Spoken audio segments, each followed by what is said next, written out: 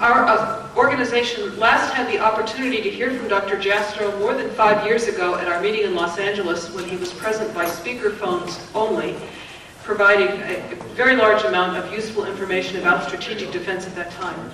So it gives me particular pleasure to introduce him in person at this meeting. Dr. Jastrow is a prolific author. Many of his books about astronomy are listed in your program, and he also has a book on how to make nuclear weapons obsolete. In addition, he's instrumental in getting into print some very delightful books by his mother, Marie Jastrow, about growing up in New York City. Dr. Jastrow is, at the present time, the director of Mount Wilson Observatory, and he, in the past, joined the National Aeronautic and Space Administration at its founding and set up the Goddard Space Institute. He chaired the NASA Lunar Exploration Committee, which established the scientific goals for the Apollo program. He is the recipient of the NASA Medal for Exceptional Scientific Achievement. In 1981, he left the government and taught at Dartmouth University until 1991, when he left to take on responsibilities at Mount Wilson. He is now president of the George C. Marshall Institute, which is a goldmine of invaluable information, and also puts on frequent roundtable discussions at the Cosmos Club in Washington, D.C. I have much more to say about Dr. Jastrow, but I'm not going to say it right now because I don't want to detract from his time.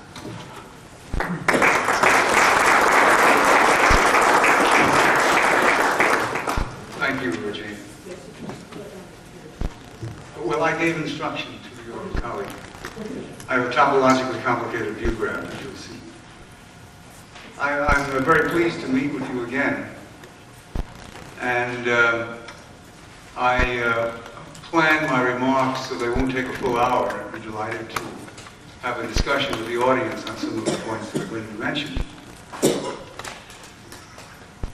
I would like to sketch some recent developments in the world scene that relate to the topic of the talk, and then return to missile defense proper and some of the technical considerations.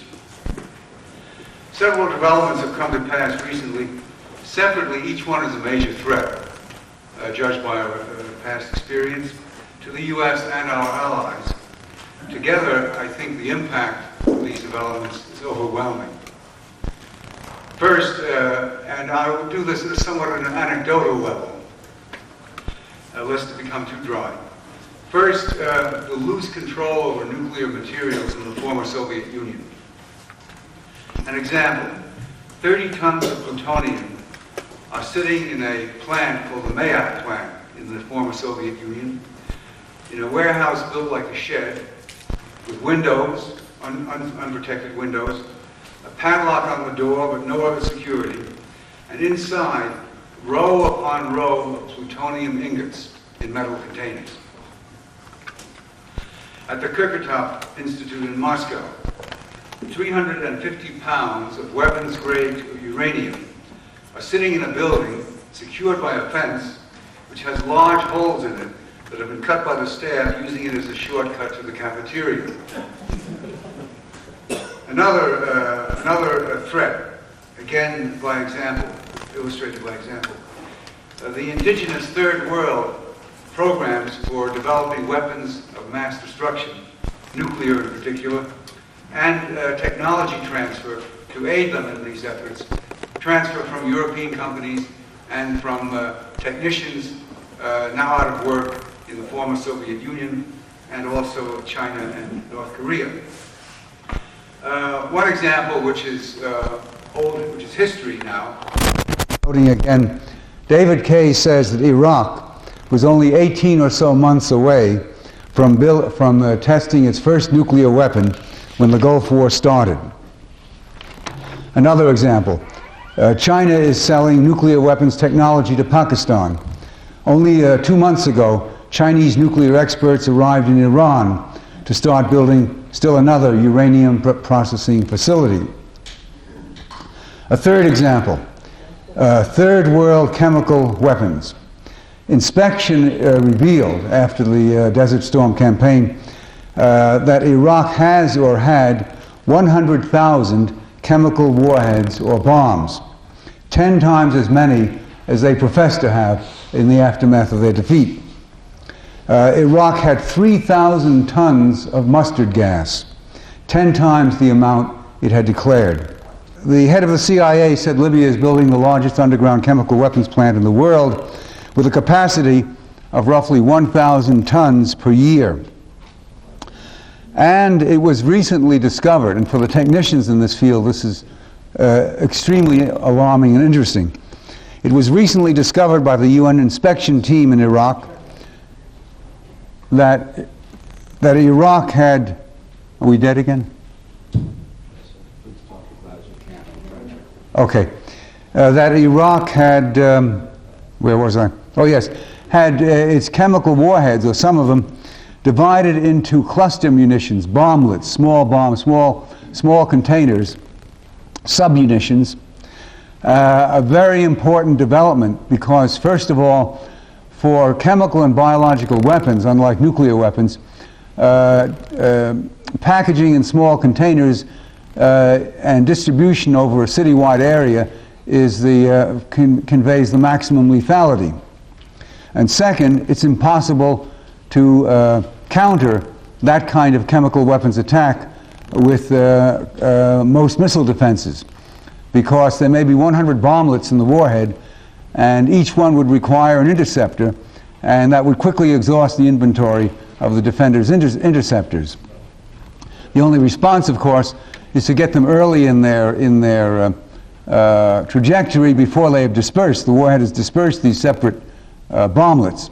That requires shooting down from space or from a high altitude in concepts which I will come back to later to give you an update on where they stand.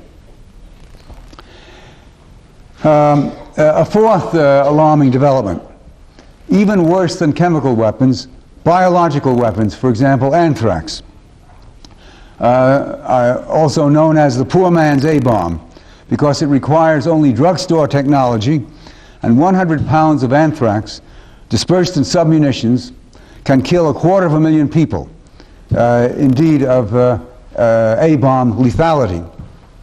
And incidentally, coming to the A-bombs themselves, sophisticated nuclear weapons are not hard to build. I'm sorry, I misspoke. Unsophisticated nuclear weapons are not hard to build. There are several designs, some of them fairly advanced actually, that can be downloaded from the internet. And in a recent briefing we were shown one of these internet diagrams of a thermonuclear weapon. By the way, interesting to provide some ratings of the relative efficacy of weapons of mass destruction. The cost of casualties in dollars per square kilometer of widespread mayhem is, for conventional weapons, $2,000 per square kilometer of, let us say, a densely populated urban area. It is $800 per square kilometer for nuclear weapons, $600 per square kilometer for chemical weapons, and $1 per square kilometer for anthrax. Very, very interesting numbers, because the technology, again, of biological weapons is much, much less demanding than that of the nuclear weapon. And incidentally also, the less sophisticated nuclear weapons, again, are not very hard to build. A gun type, for example, the type first used. Suppose that this gun type weapon is rated for 20 kilotons, and it fizzles and is a bit of a dud, and it yields only 1 kiloton. That's still 1,000 times the explosive power of the bomb in Oklahoma City. Very, very serious matter. So much for weapons of mass destruction. Now to the means of their delivery. China first. A whole family of ICBMs deployed or under development. The current arsenal, that means now, not in the near term, not the medium term, but now, at least 20 of the missile known, the ICBM known as the DF-5 or the DF-5A. 10 believed to be in silos, and 10 buried underground in tunnels, giving them access to the surface when needed, but beyond our preemption. They're liquid-fueled, ranges up to 13,000 kilometers, some of them with MIRVed warheads. particularly dangerous development, the multiple independently targeted reentry vehicle. The state-of-the-art in ICBM technology at the time the US and USSR were last busily engaged in developing these devices. These liquid-fueled ICBMs, Chinese ICBMs, I'm told, because they take a while to get ready for firing, are considered by the Chinese to be vulnerable to preemption, and so they are making the transition to a new family of ICBMs called the DF-31s and DF-41s. The DF-31 is a solid-fueled ICBM with a warhead, a payload of 1,600 pounds, an 8,000-kilometer range. It has been tested. It is not something on the drawing boards. It is expected to be deployed in 3 or 4 years, around the end of the decade, not very far off. And this is the a near-term threat. And with the DF-31s, also at the same time, a version being developed for submarine basing, a submarine-based missile, and land-based, the DF-31 can reach the northwestern U.S. Down to San Francisco from Manchuria, or much more of the U.S., all of the U.S., if launched from an offshore submarine. Next, in the medium term, a little bit farther down in horizon, the DF-41, solid-fueled, probably MIRVed, a 12,000-kilometer range, global reach. Did I say 16? No, I said 8,000-kilometer range for the DF-31. 12,000-kilometer range means from launch sites on the Chinese mainland, essentially all of the world. The only excluded area is South America, which inspection of the globe reveals is in the antipodal position to the launch sites that would be involved in China.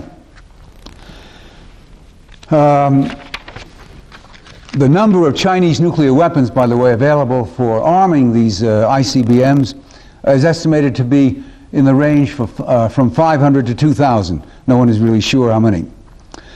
Now, why is China developing this vigorous ICBM program? It certainly is not under any threat that it would consider plausible.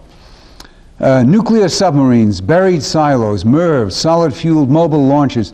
The Chinese are going down the path of evolutionary development of ICBMs that the U.S. and the USSR traveled 20 years earlier.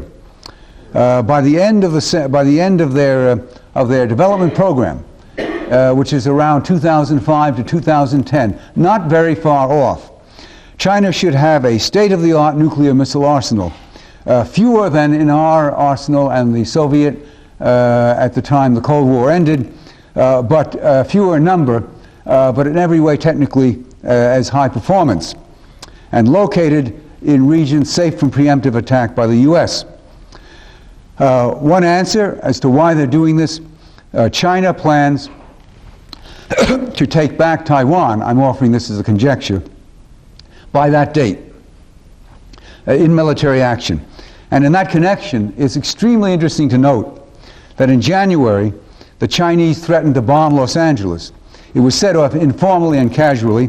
A Chinese official talking with Charles Freeman, former ambassador to U.S. ambassador to China, said that China was preparing military action against Taiwan. I'm quite certain he wouldn't have said this if he hadn't had it cleared for him to do so or been asked to say so beforehand. A military action against Taiwan, and would sacrifice millions of its people, of the Chinese people if necessary, to unite the two Chinas once more. But this Chinese official asked Charles Freeman, will the U.S. sacrifice Los Angeles? A not very thinly veiled threat. This was mentioned, by the way, I recently learned again at the anecdotal level, by Keith Payne in a discussion involving our Secretary of Defense, who denied the reality of the anecdote, although this has been widely published. And that is one of the responses that one is getting from the government at this time to these threats, response of denial. Denial in the psychopathic sense, not simply the journalistic sense. Now next, North Korea. A missile called the Nodong, N-O-D-O-N-G, a 1,200 kilometer range. Doesn't seem like very much, a theater missile, but 1,200 kilometer range IRBM, which North Korea is busily marketing in the third world, can A, reach Rome from Libya, B, reach Paris from Algeria, C, reach Tel Aviv from Iran, D, reach Tokyo from North Korea. Regional hostilities with catastrophic consequences for our allies in this list when these weapons are widely available, as they are coming to be and are in part as I speak. So the threat to U.S. allies exists in three theaters, the main three theaters of the world: Europe, the Middle East, and the Far East. Next, in the North Korean program, in the medium term, still under development, the Taepodong, a first version with a 1,500 kilometer range and a 2,000 pound payload. And then the Taepodong 2, a range of 4,000 kilometers plus, believed possibly evolving to twice or three times that. The 4,000 kilometers, if it evolves to 8,000, will bring this missile's payloads to some of the islands of Hawaii and Alaska. Other threats. The U.S. has approved sale by Russia of ICBMs, SS-25s, almost the latest product of ICBM technical development during the Cold War. They are being sold by the Russians as, quotes, space launchers with U.S. approval. A recent national intelligence estimate of the U.S. Leaked to the Washington Times and published in full says in this connection, if a country purchases space launch vehicles, converting them to ICBMs will be as much a challenge as building an ICBM program from scratch.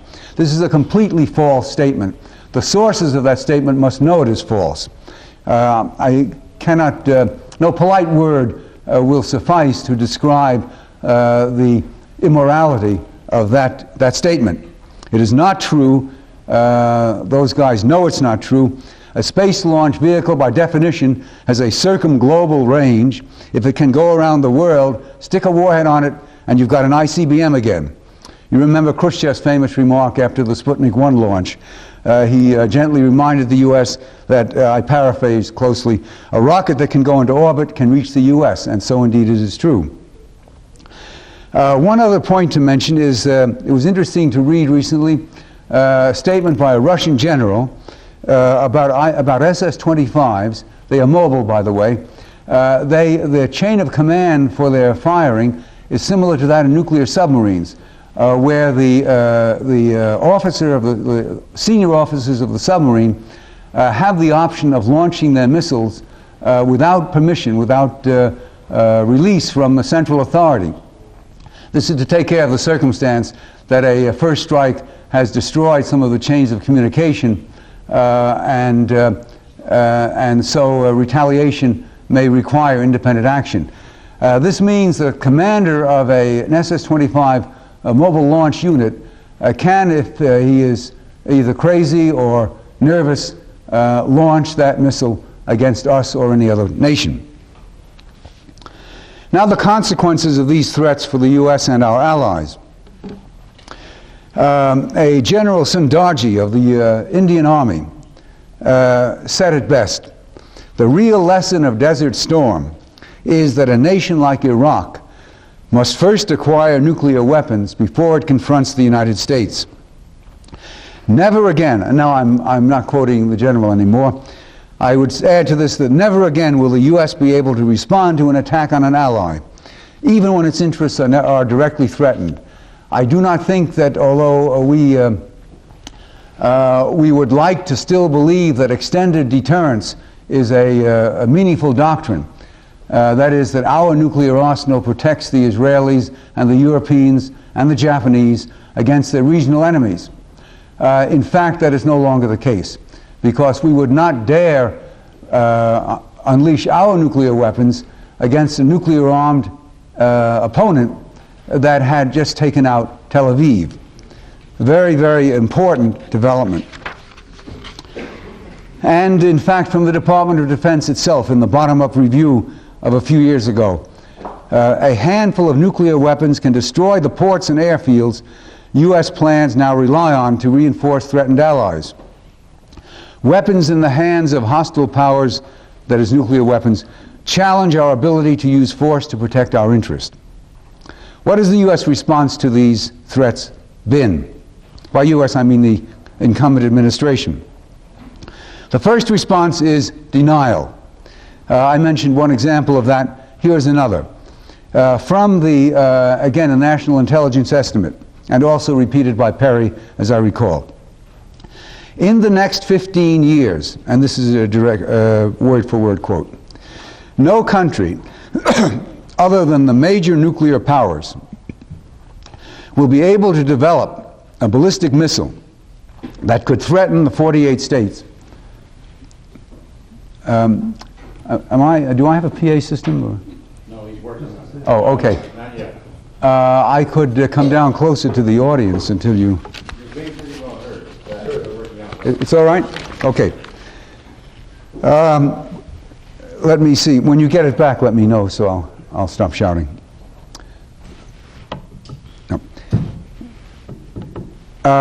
Yes, now it's working, I think. Is it? Yes. Yeah, fine. I started to say, quoting the National Intelligence Estimate, in the next 15 years, no country other than the major nuclear powers will be able to develop a ballistic missile that could threaten the 48 states and Canada. Now note the two places where these fellows slipped the Mickeys in the drink. First, they excluded major nuclear powers. That means they excluded China, which is the biggest threat. Why did they do that? That's surely disingenuous. It's surely not an accidental error. Then second, the 48 states and Canada, they are withdrawing the protection of our national defense forces from the citizens of Hawaii and Alaska. How can they dare do that? And why are they including Canada and protecting it in preference to protecting all 50 of our states? But if you read this quickly, it sounds very reassuring. It is an utterly duplicitous statement. Second, oh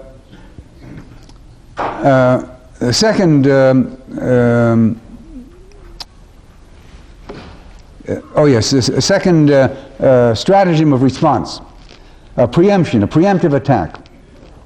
Secretary of Defense Perry says the U.S. will mount a preemptive strike against Libya in particular if Libya continues to build its underground chemical weapons plants. There's been much comment on this.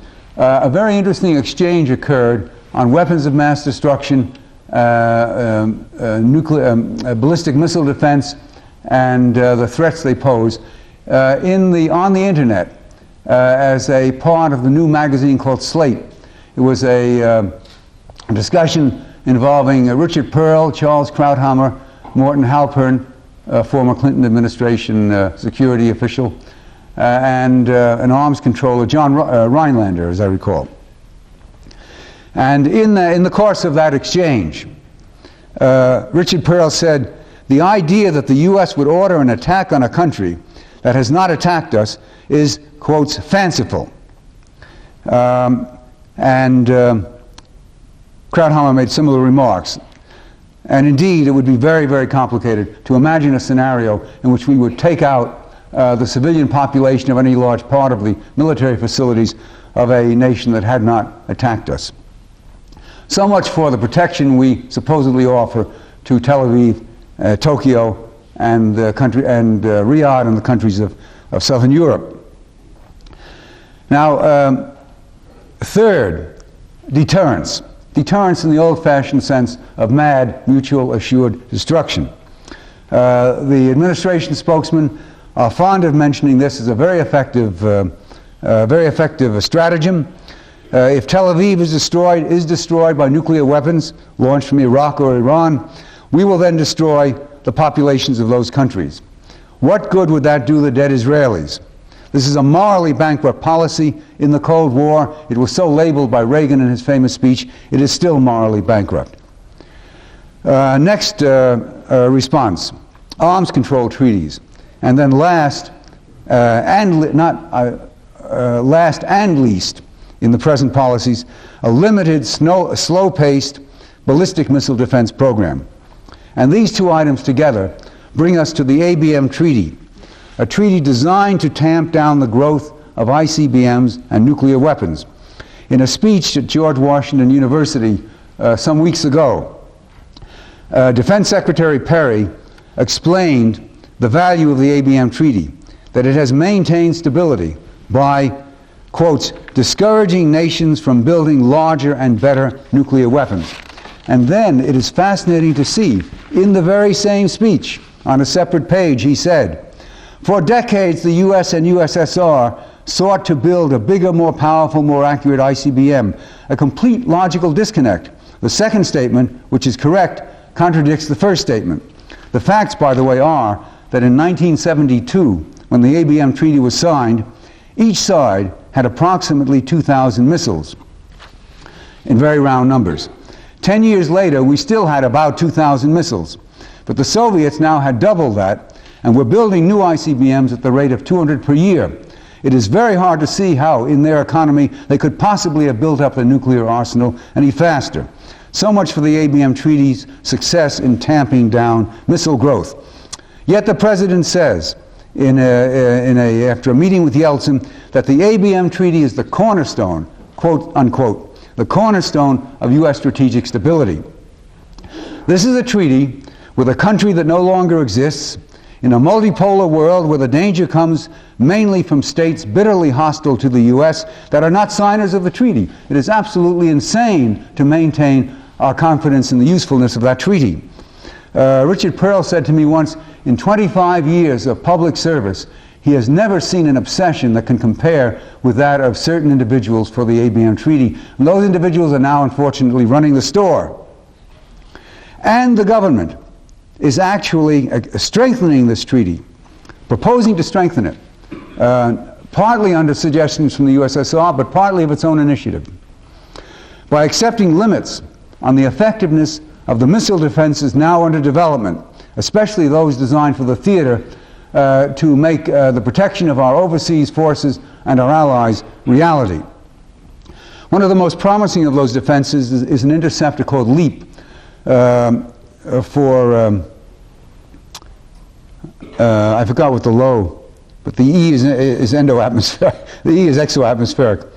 In any case, an interceptor called LEAP, which is planned for launch from the decks of an Aegis cruiser in the so-called Navy upper tier system. It is designed for a velocity of 7 kilometers a second. That means it can reach the attacking missile quickly. That means it, if it's suitably sighted, it can catch that missile in its boost phase or its early ascent phase, as it's called, before the missile has deployed its cluster of submunitions or its decoys and penetration aids. Very effective.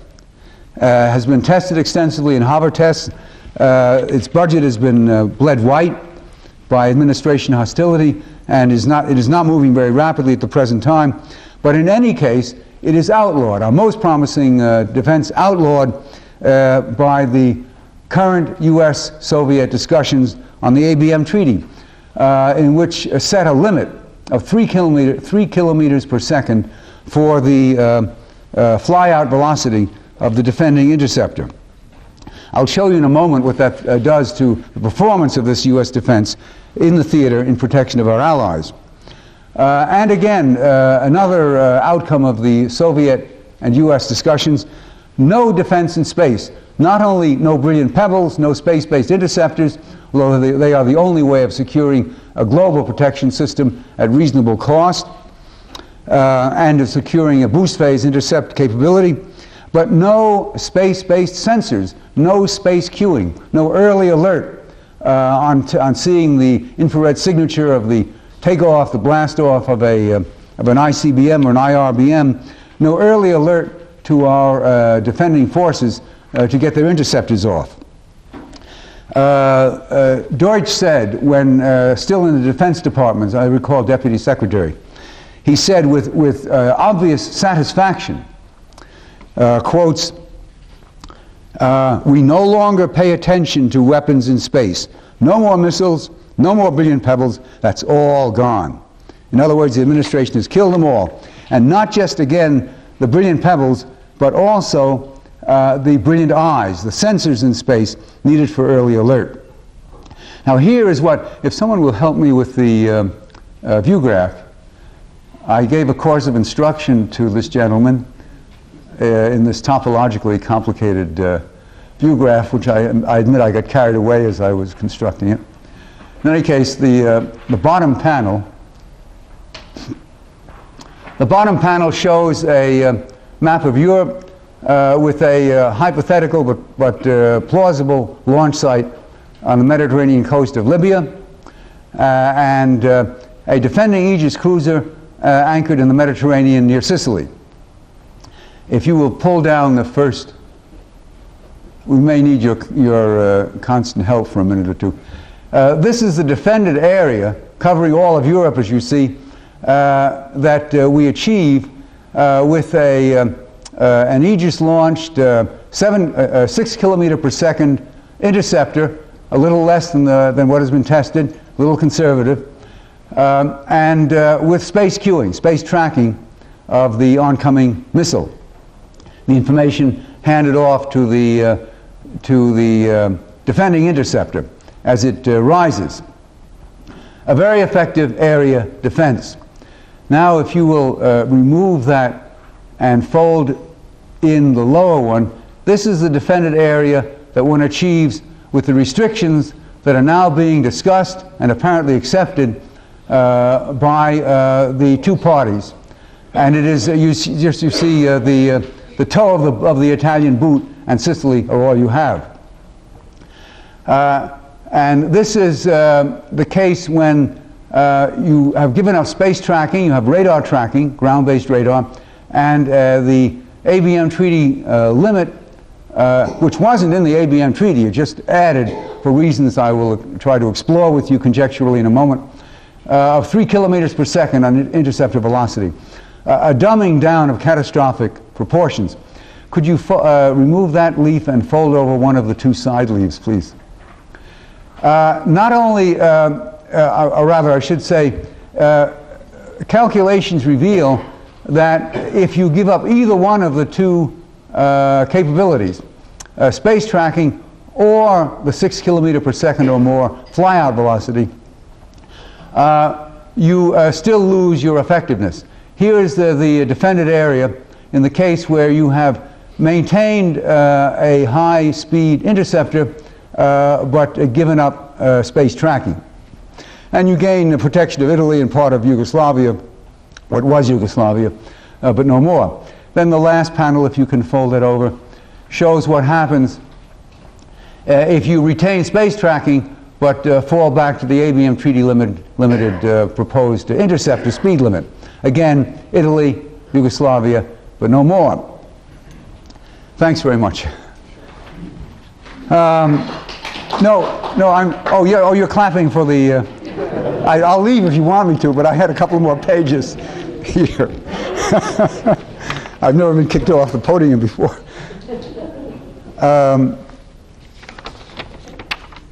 Yes, I'm close to the end of my remarks, however. Note that THAAD, the biggest U.S. program, the one that has been best funded up to now, although again stretched out, not available till the next century, next millennium, has a velocity of about 2.8 kilometers per second. It is under the velocity allowed, and that means it is under, but just slightly under the velocity allowed. But that means that its performance, the size of the defended footprint are very modest. It is essentially a point defense. can defend an airfield, a communication center, a ship, but not a city, not a country. These weakened, dumbed-down systems, to which the missile defense of the U.S. is now reduced by the incumbent administration in its discussions with the Soviets, would be easily penetrated by our opponents because, owing to their small footprint and limited speed, they have no capability whatsoever for intercepting the oncoming missile early in its trajectory, before it has had a chance to disperse its decoys or its submunitions. And so, as the missile descends towards its target and releases its flock of decoys, let us say, when they're above about 100 kilometers, the air density is too low to separate the decoys from the warhead. But then, when they get down below 100 kilometers, where our radars might be able to make that discrimination, if we at that time fire off an interceptor, the intercept will not occur until they are down to about 30 or 35 kilometers, because the interceptor must rise up from zero speed to meet the descending missile coming down at high speed. At 35 kilometers, the density of the air is great enough to produce large aerodynamic forces. We discovered in the Gulf War that these cobbled together extended range Scuds that the Iraqis had built tended to come apart as they descended into the dense air of the lower altitude, and they came apart in pieces which caused them to move erratically in what the professionals call a jinking motion. That jinking motion can be easily induced deliberately by putting out at a barometrically controlled pressure and altitude a fin or an arm, any device which will produce aerodynamic forces that are not symmetric, and that will make it impossible between the decoys at high altitudes and the jinking at low altitudes to affect the kill. And unless we have a boost phase intercept capability, we cannot overcome these stratagems, and that point is terribly obvious to all the hostile forces of the Third World, not only to those in this room. Side comment: why are the Russians insisting on the emasculation of our missile defenses in the aftermath of the Cold War? Very interesting insights came from Keith Payne, an excellent security analyst who reported to our Marshall Institute panel meeting on these matters last week. He has just been spending a lot of time in bilateral discussions on a quasi-governmental level with the Russian team. And he said, and I quote, that they have made it plain that, first of all, the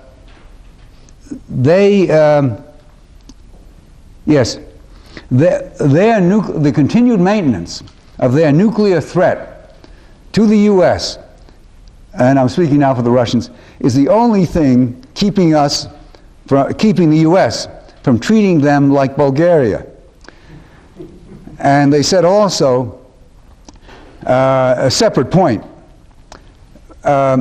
your rogue states, those states that we wish to tie down, constrain, keep from getting their hands on these deadly missiles, your rogue states, they said, are our strategic partners. That's a remark worth rolling around in one's thoughts for a bit. Another reason, which was explicitly stated by one of the Russian military some time ago, they are hoping to sell their own missile defenses to the participants in these regional hostilities as a source of dollars. And they are afraid of being outclassed by the superior U.S. technology. So it's another reason, another motive they have for dumbing down our defenses, all of which our administration is going along with, and if anything, exacerbating. In a very general way, and this again has to do with their intense bitterness that many of them feel at apparently losing their status or coming close to losing their status as superpowers. Anything that renders the U.S. powerless to implement our foreign policy objectives is welcome on their part. Now, finally, I mentioned the fact that the only effective defenses for the environment we contemplate starting in the end of the century and into the next is a boost phase intercept or an early ascent intercept, for which we have some promising possibilities in the ground launch systems but they would have very high speed of flyout, and of course require space tracking. But much more cost-effective would be a system of orbiting brilliant pebbles, which is anathema to the present government. And all the boost phase intercepts and early ascent phase intercepts, of which there were 4 or 5 in the works as recently as 2 years ago, have now been either canceled or stretched out to the point of a meaningless schedule. Well, that's another story, what we can and can't do with our defenses. And by the way, this includes the Arrow. The Israeli Arrow is no more effective than the THAAD, somewhat less so actually, at handling submunitions, cluster munitions, or decoys, penetration aids. It's better than nothing. It has psychological value. But anyone who has absorbed the lessons of the Gulf War will, as we have seen, now be developing primitive penetration aids that would bypass the Israeli system. So, in conclusion, has the time come for ballistic missile defense? Yes, 1,000 times over. Will the U.S. here and overseas, and our allies, our overseas forces, and our allies in Europe, the Middle East and the Far East, have this defense? Allies who share in varying degrees our democratic values, will they have this defense when they need it? The answer is no, capital N-O. With the present course of the incumbent administration, I see no hope of averting a terrible catastrophe, and my only positive note for a course of action is to elevate the visibility in the minds of the public of these threats. Let the American people know that they are being deceived about the timetable of the threats, their directness to our continental U.S. and our 2 states off the continent. Let them know that we are in an era in which we are being kept undefended by a treaty which, even within the limits of its own peculiar logic of security through mutual vulnerability, has in the present environment absolutely no meaning. Thank you very much.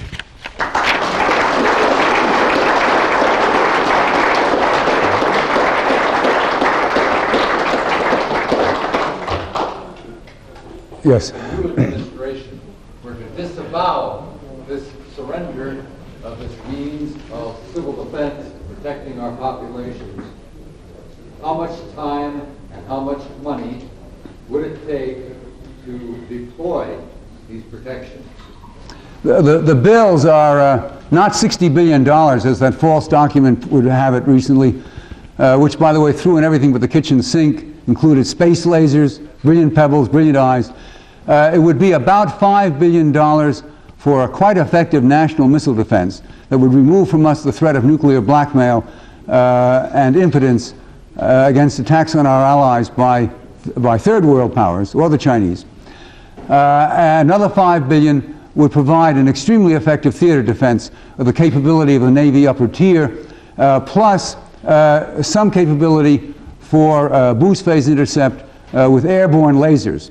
The Air Force is experimenting with the outfitting of a 747, and the results are very encouraging, but again, the administration is quite hostile, and that seems destined for the axe.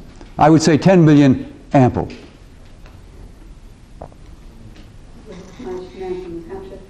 you have a theory or an idea of your own as to the motivation of people who seem to want to determine to prevent this kind of defenseless venture? That's an embarrassing question because I can't think of anything polite to say. I said it was insane. Problems people have been too polite. Yes. Well, we don't want to be just impolite, we want to be effective. The only thing I can... Let me think about that for a moment.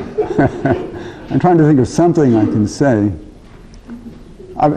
As you know from some of you know from articles I wrote in commentary and about, now it's 10 or 12 years ago, I thought that President Reagan had it dead right in criticizing the logic and the moral bankruptcy of the ABM Treaty, and it seemed to me to be an idea that only an intellectual could love, to quote Orwell again. The idea that there's some tough in the bar and you go up to him and you say, "Hey, you bully, I'm defenseless, I dare you to hit me." It's a very academic kind of unreal. Academic is the right word for it. They were all academics. Where words fail me is in the fact that these officials and their advisors persist in this when now we have a situation where one of the two signers to the treaty does not exist, and the dangers to the United States are not from that former signer in any case. I'm at a loss for words. Are there any other questions? I'll try to do better. Yes, touching on that question, I'm thinking about how there's been so much of a flap in the news lately about terrorism regarding the minor incident in Atlanta, and we still don't know what happened to Flight 800, but the response from our administration seems to be the Orwellian one of coming up with the omnibus counterterrorism bill, which has in its provisions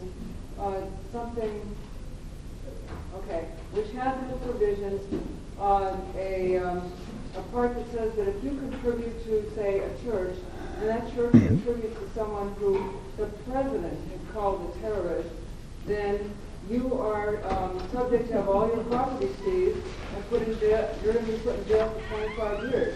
Now, how does this protect us from the rest of the world? Well, you've opened another whole can of worms, and that's a story for another time. The administration, by the way, likes to say that with these terrorist threats of bombs in the suitcase and so on, they are the real threat, to which most of the people I speak to would say, let us learn how to protect ourselves against both of them. They're very different kinds of problems. As a physicist, I can sort of get my hands around the problem of the ballistic missile defense technology, so I talk about that. I have no idea of what kind of actions, intelligence and other, are necessary to render impotent these individual acts of terrorism. But let us talk about that over a cup of coffee later. It seems to me to be a whole different can of worms. I have a thought, by the way.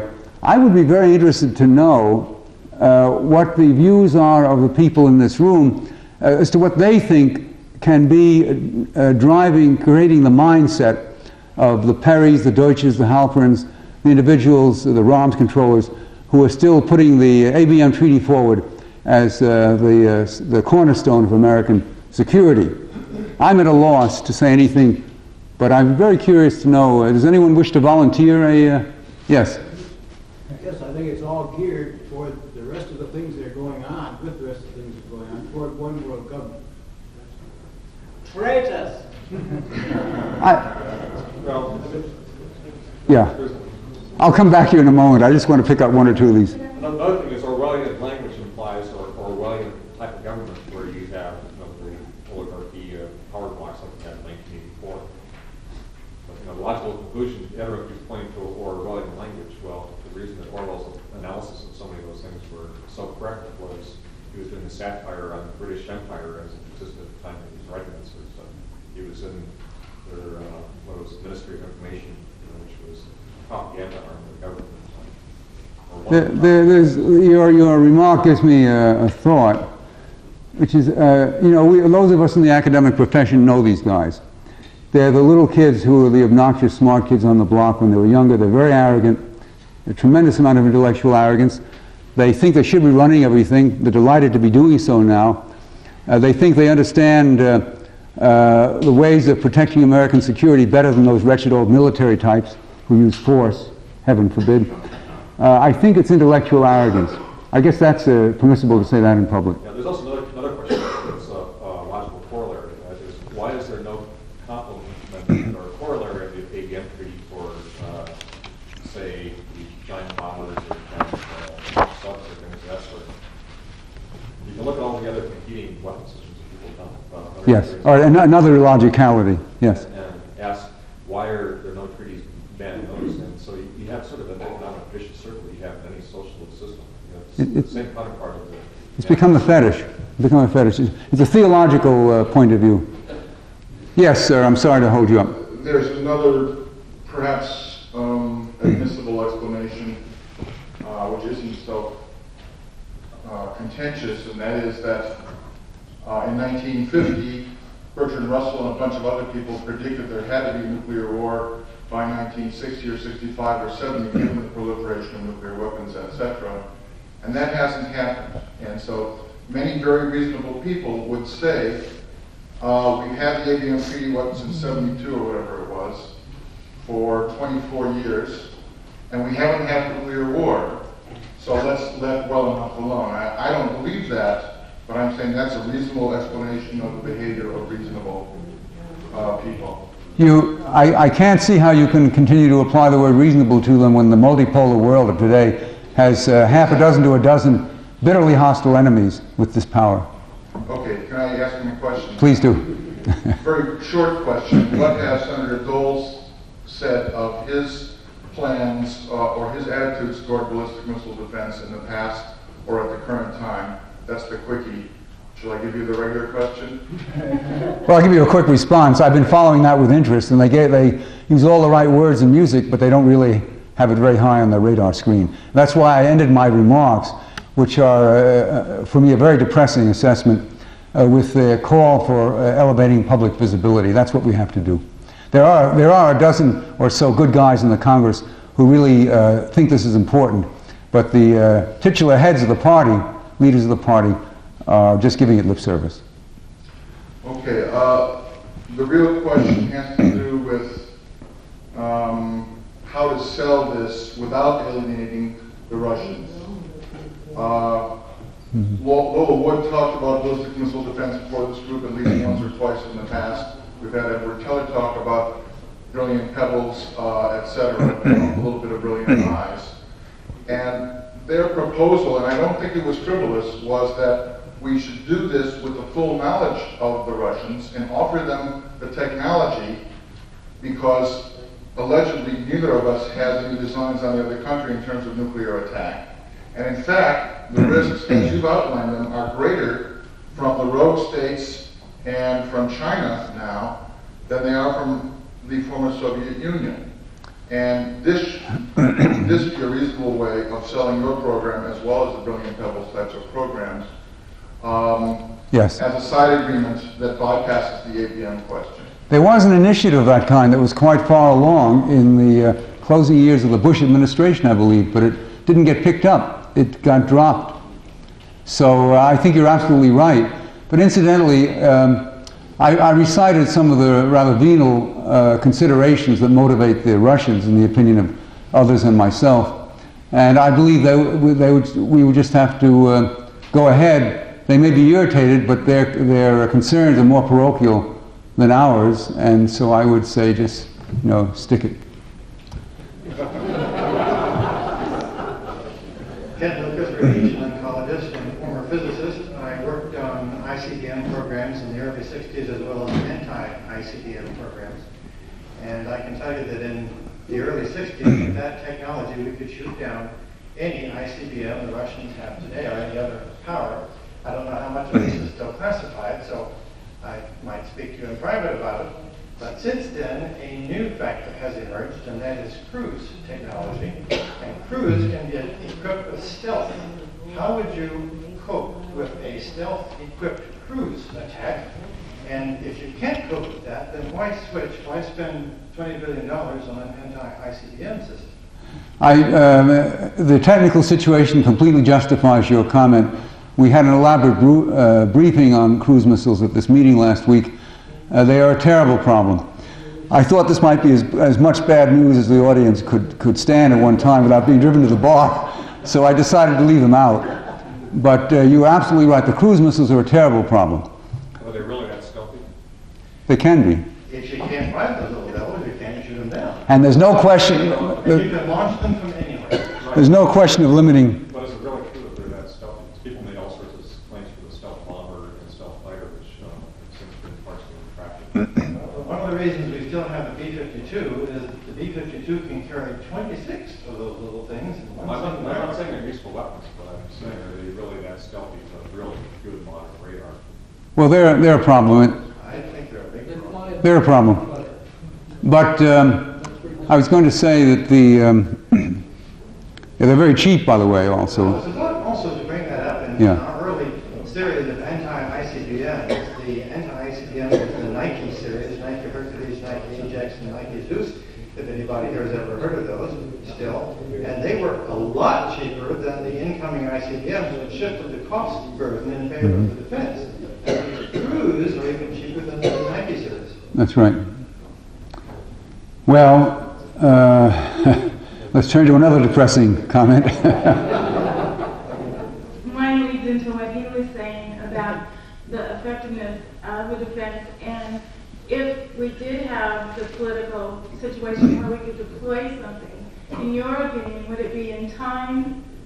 Could we deploy something starting now in time to deter what we have in the world now?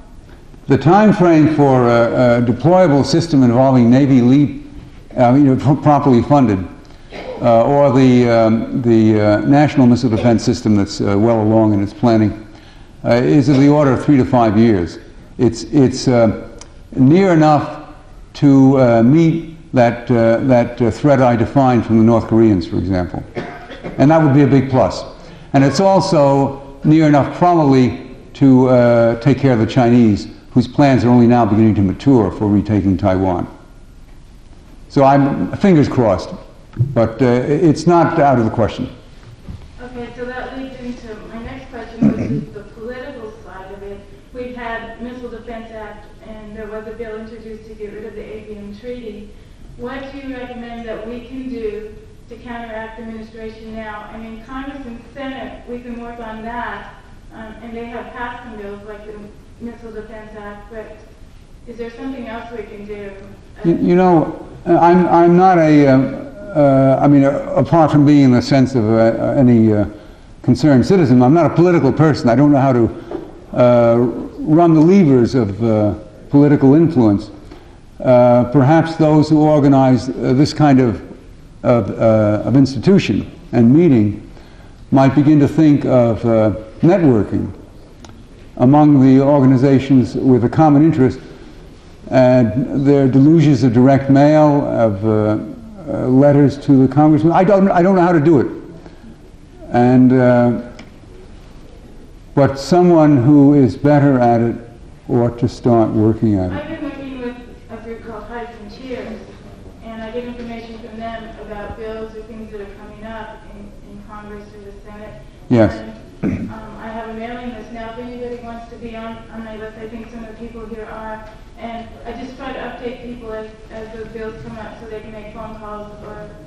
I think as I listened to you, and I know High Frontier, and I knew Danny Graham, that was very useful. I think now the situation has worsened to a degree where a stronger action is necessary. And what I'm thinking of is that we should get, we have to brief, in the sense of a narrow circle who are up on this, people like Steve Forbes, who's very strong in missile defense and has a certain influence, and George Shultz and Cap Weinberger, and perhaps talk to Cheney. We must get to people who have worked in the government or are still connected to it at high levels to raise the visibility of this problem. And I really don't know how to do it beyond that. I don't know what to do about it. Because whenever something does seem to be going well, the administration, the way it is now, is always vetoing it or something. Veto or denying it, yeah, lying through their teeth.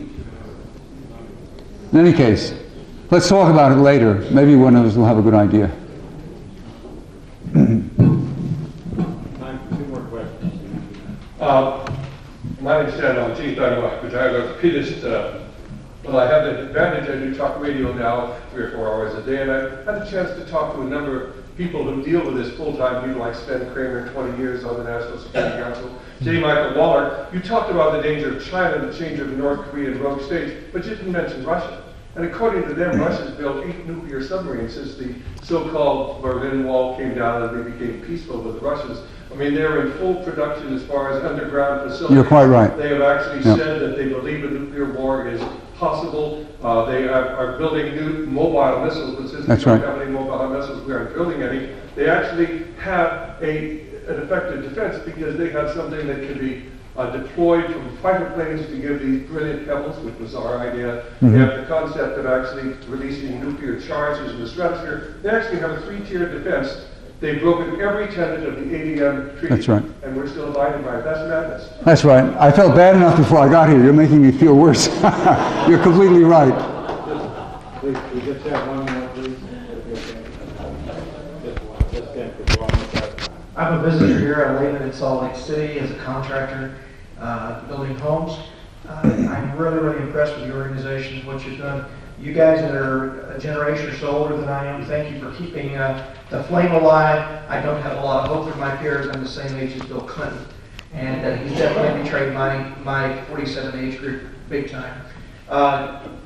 It seems to me that Cap Weinberger and all of the other so-called concerned individuals seem to either be ineffective one way or the other, or have their allegiances, and I don't mean to sound overly radical. You folks have the documentation, but frankly, you don't have a lot of political clout. And this is really, really a political issue, but you've got the documentation, and until you're replacing your information politically with some people who are willing to put it all on the line and make some changes in voting power instead of our more so-called conservative leadership, that things keep going well, but then all of a sudden it just seems like they fall apart at the last minute. It just might be well to perhaps consider networking with Americans that are a little bit more, less politically correct. I hear what you're saying, and I concur with it, and my heart goes out to you, and thank you for making the information available. I just wish it were more publicly available. Very true.